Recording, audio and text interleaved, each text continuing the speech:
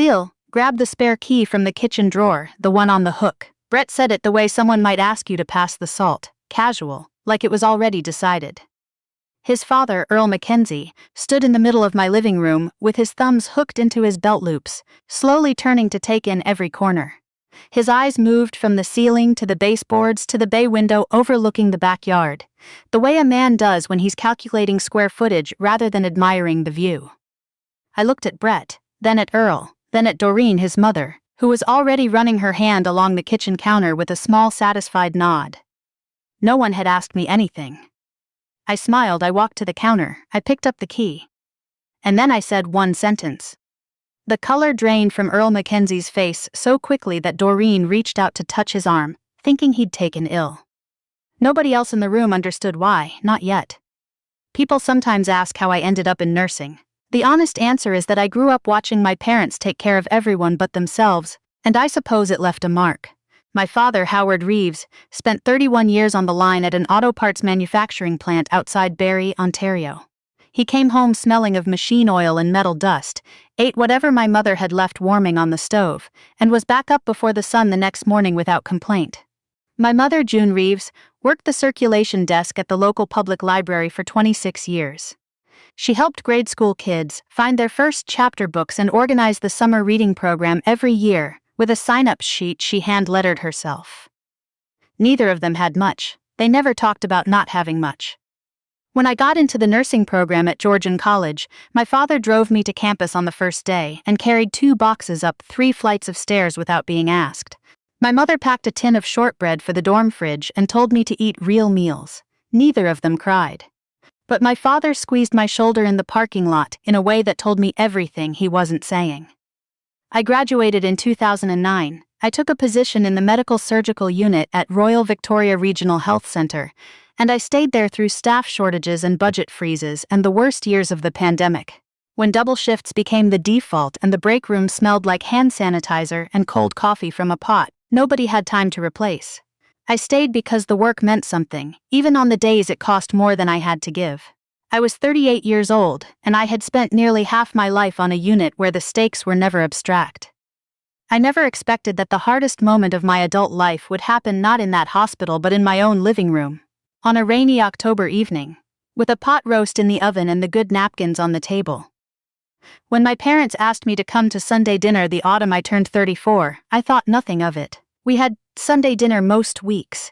My father had a manila envelope waiting beside the bread basket. He slid it toward me without saying anything. Inside was a house key, old brass with a small cardboard tag. I stared at it without speaking.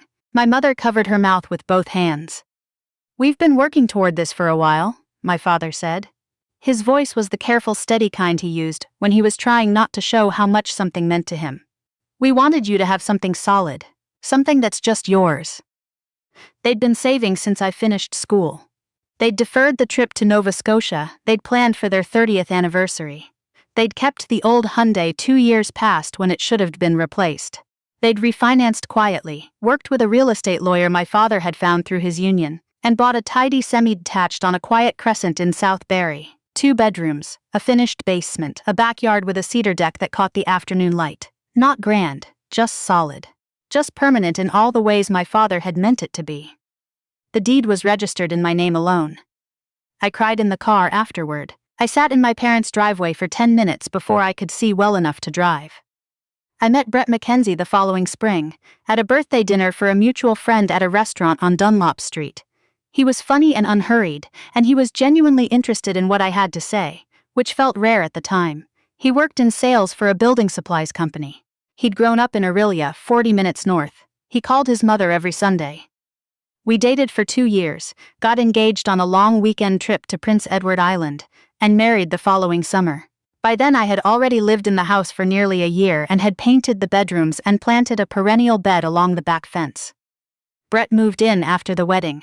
He liked the neighborhood, the proximity to the highway, the commute into town. When I mentioned that the property title was in my name alone, he waved it off the way you wave off a detail that seems beside the point. "It's your place," he said. "Your parents gave it to you." "It's our home now," I told him. He smiled. "Same thing." I believed that for a long time. Looking back, there were signs. The kind that don't announce themselves.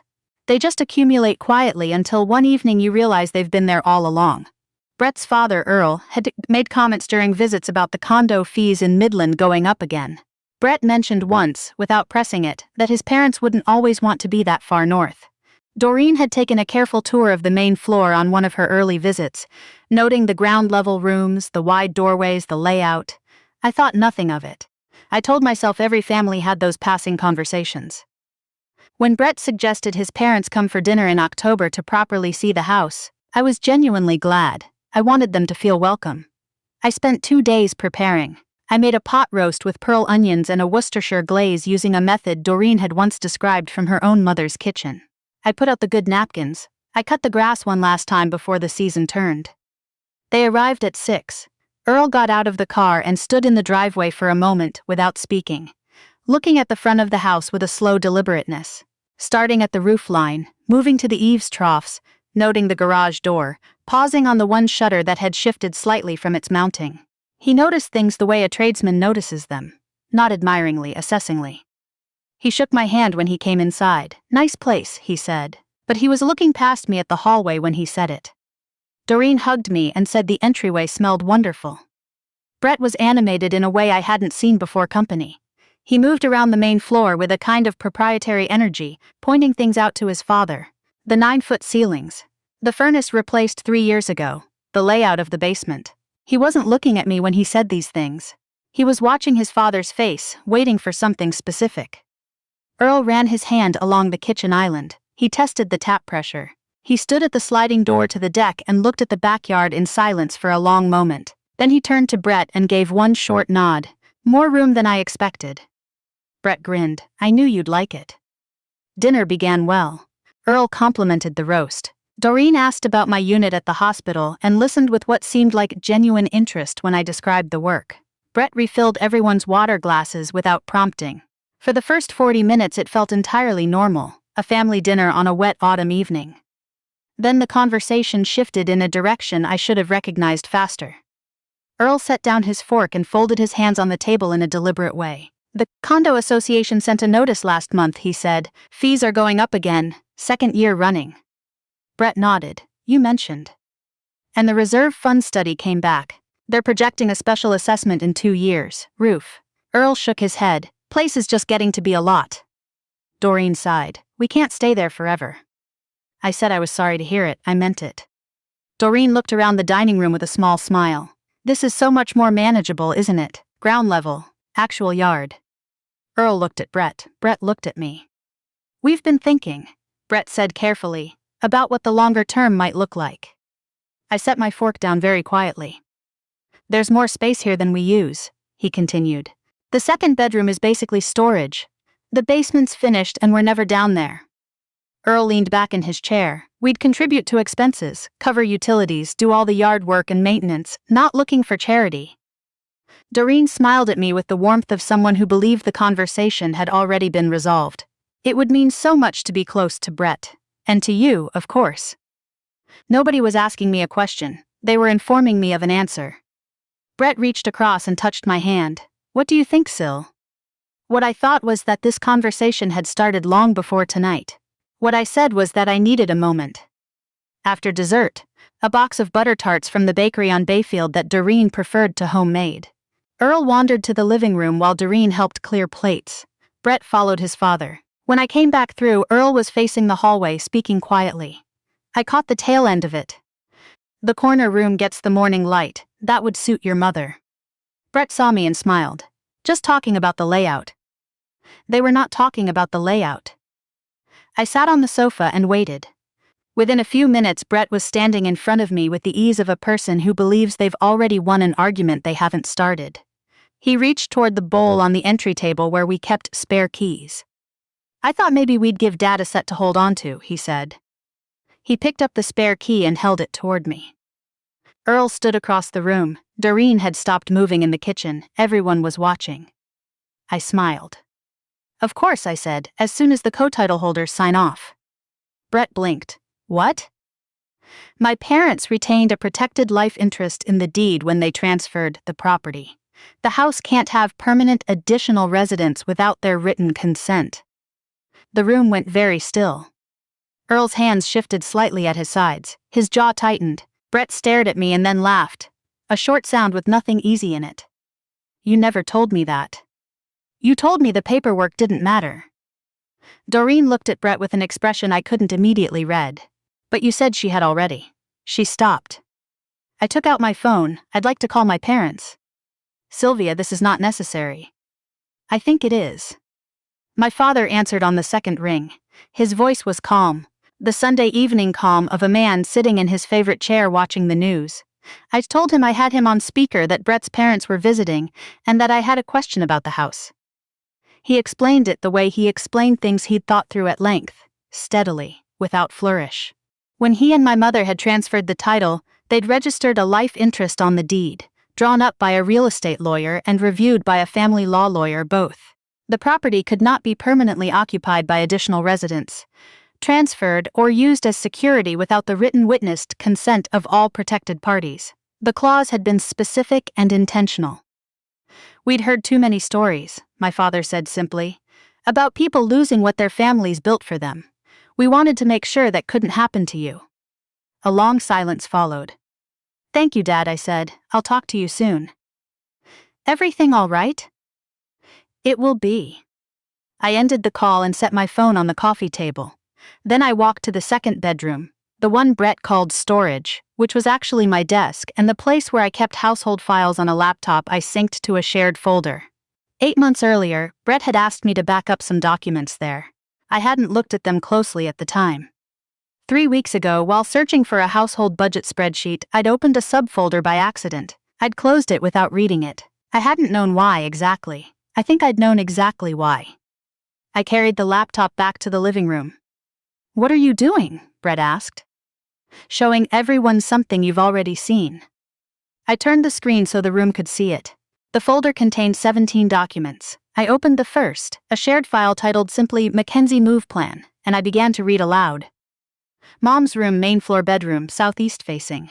Good natural light, no stairs. Dad prefers the basement for a workshop. Enough room if Syl storage gets consolidated to one corner. I opened the next document, a spreadsheet, projected utility contributions, a transition timeline. Month 1, raise it with Sylvia. Month 2, begin moving conversations. Month 4, list the Midland condo. Another file, a draft email to a moving company in Barrie requesting an estimate for a 2-bedroom condo. Another, a note to Brett's sister. Syl's going to need some time to adjust, but she doesn't like confrontation. Once everyone's settled, she'll be fine with it. I read that one twice without comment. I didn't editorialize, I didn't pause for effect. I read the documents the way I read discharge notes at the end of a shift, clearly, without skipping the hard parts. When I finished, I closed the laptop. Earl was the first to speak. When did you write those? It wasn't a question. Brett said nothing. Brett, Earl's voice was low and flat. When did you write those? I was just working through possibilities. You told your mother and me that Sylvia had already agreed. Doreen turned to look at her son with an expression I hadn't seen on her before, older than hurt, quieter. You told me she suggested it herself, she said. I thought she'd come around. You told me she suggested it, Brett. I was confident she would. Did you lie to me? Brett pressed his hands together and looked at the floor. Earl walked to the window. He stood with his back to the room for a long moment. When he turned, his face held the particular stillness of a man who has just understood something about his son that he hadn't been prepared to understand.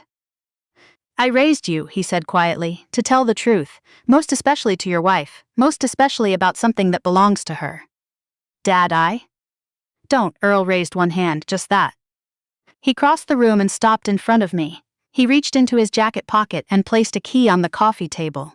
A spare, the one Brett must have had cut weeks ago, maybe longer. I hadn't noticed it was missing from the hook. That belongs here, Earl said. He looked at me for a moment with an expression I'll keep for a long time.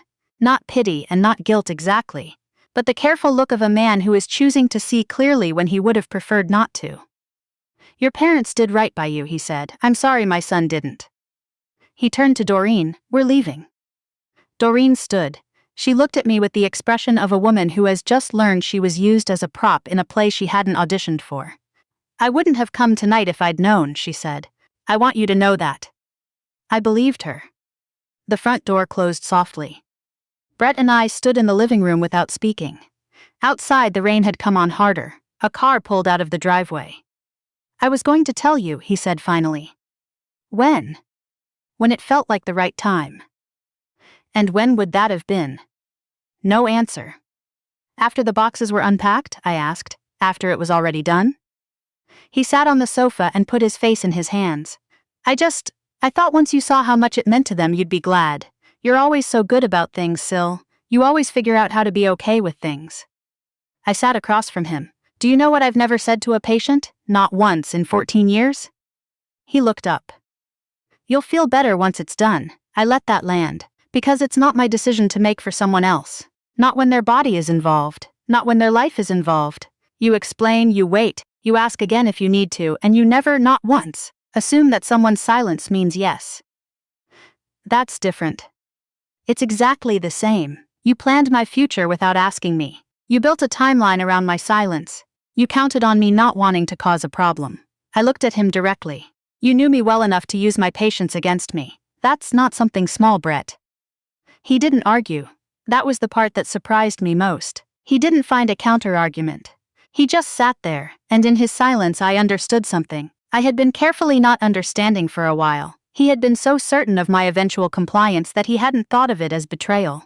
The certainty had felt to him like consideration, like kindness even, removing the friction of the conversation by simply managing the outcome. That's the version of care that looks like love until the moment it doesn't. We tried 3 months of Wednesday evenings with a counselor through my workplace assistance program. A good one, thorough, patient with us both. Brett worked at it honestly. He said the right things in the right order. He acknowledged the pattern. He understood it, or said he did. But I kept returning to that line in the document. She doesn't like confrontation. Once everyone's settled, she'll be fine. He hadn't just made a plan. He had made a plan that required my silence as a structural component. He'd engineered around my instinct toward peace the way you engineer around a load-bearing wall, accounting for it, working with it, never once asking if it might be the very thing worth preserving. I signed separation papers the following February. No contested property, no courtroom. We sat at the kitchen table with 2 mugs of tea and sorted through the practical things quietly, the way 2 people do when they've decided to remain decent about an ending. The last thing he said before he left was that he hoped I'd be happy there. I said I hoped the same for him. I meant it. My parents came for the first Sunday dinner of March. My father shoveled the front walk before he came inside, even though I had done it already. My mother brought a casserole dish that fed twice as many people as were present as she always did. We ate at the dining table with the good napkins. My father found the dripping faucet in the basement bathroom and spent 20 minutes on it without announcement. My mother washed the dishes while I dried, the way we'd done in the kitchen of my childhood home, and we didn't talk about very much. The weather coming in off Georgian Bay, the crocuses she'd seen pushing up in her front bed, a book she was partway through. After dinner, my father stood at the sliding door and looked out at the backyard, the cedar deck still carrying patches of late snow, the perennial bed just starting to think about spring. Feels peaceful in here, he said. It does, I said. He turned and looked at me the way he did when he'd been sitting on something. You going to stay? I looked around the kitchen, the window where I'd watched 2 winters come and go, the hook by the door where I hung my hospital badge every morning, the particular angle of the afternoon light that I knew by now in every season. Yes, I said, I think this is where I'm supposed to be. He nodded and turned back to the window. My mother handed me a pot to dry and didn't say anything else. She'd heard everything she needed to hear in the way I'd said it, and she let it be enough. What I understand now that I didn't understand then, is that my parents didn't just give me a house. They gave me the infrastructure to say no and have it mean something. They spent years building not just the savings but the legal architecture that meant my answer would actually count. That no one could simply wait out my patience and call it permission. I've thought about that word a great deal since. In my work it is the whole foundation. You explain clearly, you give time, you ask again if you need to. You accept that silence is not the same as agreement because silence has never, not once, been the same as agreement. It means something else, sometimes fear, sometimes uncertainty, sometimes exhaustion, and it is always your job to find out what. I should have applied that understanding to my own life sooner. I should have recognized that the same qualities that made me good at my work, the steadiness, the patience, the deep reluctance to escalate a situation before it was necessary, were being read by someone who claimed to love me as an open door. They were not an open door. They were never an open door. If any of this sounds familiar, if someone in your life has ever mistaken your kindness for agreement, or your silence for surrender, I'd really love to hear from you in the comments below. And if you're watching from somewhere across the country tonight, I hope you know this. Your voice is not the obstacle. Your voice is the whole point.